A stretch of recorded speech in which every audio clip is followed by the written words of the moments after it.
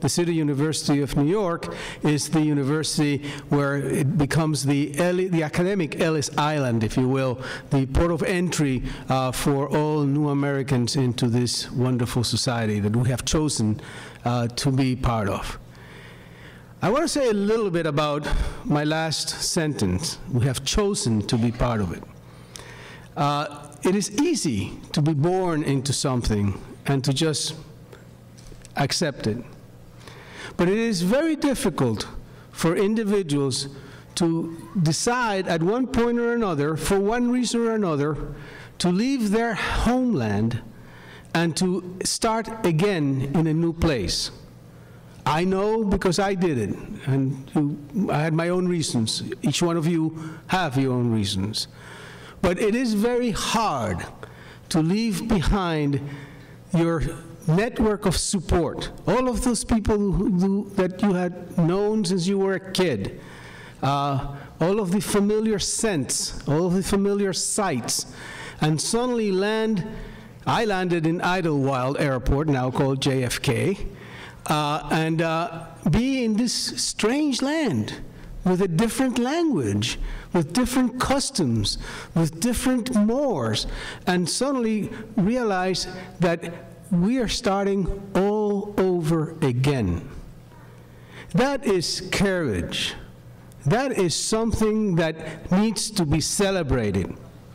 And when I am with individuals who start talking about immigrants as if they were undesirable, I become angry, because I tell those individuals, you didn't have anything to do with being an American, and I had everything to do with being an American. I chose to be here.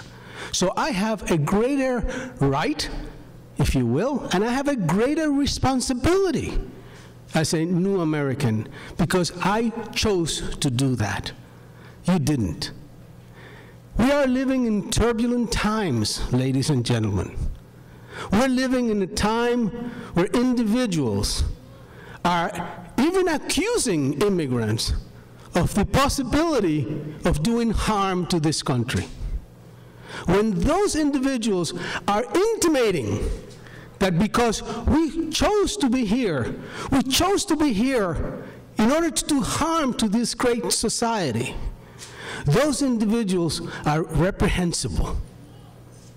We, hard-working, honest people, have chosen to come here and make this a better country. And don't kid yourselves. Your contributions to this country are more important than the contributions of individuals who may have been born here. Because what you bring here is a diversity of understanding. You bring to this country the diversity of intelligence. You bring to this country what is necessary to move this country to the next century. We are in a hole of education right now.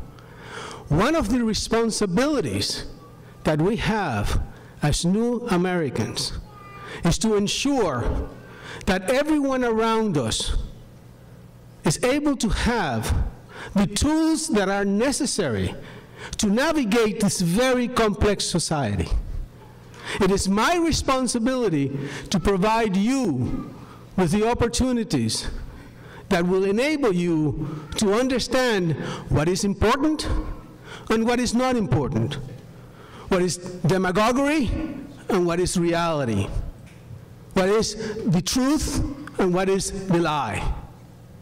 It is very important that we do that, because let's face it, as new Americans, there are many things that we do not understand.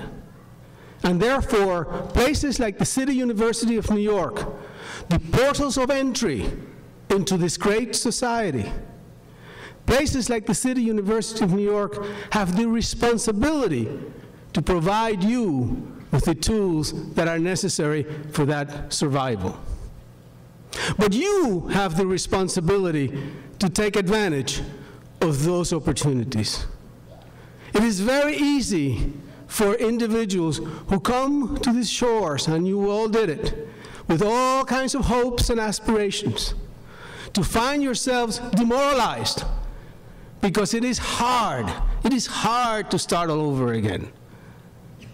And it is important that you understand that there is something called delayed gratification. There's something called it will come to you if you work hard for it. And our children need to understand that. And our friends need to understand that. So when I say to you, welcome my fellow New Americans, I'm going to welcome you to my family. I welcome you to that group of individuals who, because of the fact that we chose to be members of this society, have the responsibility to help one another, to ensure that when one is down, we can pull them up and carry that person with us, so that we are able to ensure that the new America that we are creating is the type of place that we want to live in. I congratulate you for choosing this country. I congratulate you for being here at this moment. And I hope that this is not your last visit to our college. I hope that you take advantage of what is here for you to ensure that you can take advantage of the many bountiful wonders of the place that you have chosen to be in. Welcome, my new fellow Americans. I had a visa, I had the permit, I didn't get in a boat, I didn't do anything like that. I just went to the ticket agency, got a ticket for the plane for the next day. I went to see my friend, Jean Sanchez, and I said, I'm leaving tomorrow. I said, don't leave tomorrow. Try to change your ticket, because I want to leave, and it would be wonderful that we could go together. And besides, my uncle is the Chilean ambassador, and he happens to be going to Miami next week, and maybe we can go together, and we can go under diplomatic immunity. So I said, fine. I waited until that time. I am at the airport with the ambassador, right, and his wife and his nephew and myself, 4 of us. And at that time, and again, those of you who have any, and I know that some of you went through some of the times in the 1930s, when there is that kind of turmoil in the country, everything is very, very, very tense. So as we're leaving and we give our ticket and we get into this closed room, we basically are saying we're out of this country, we're safe.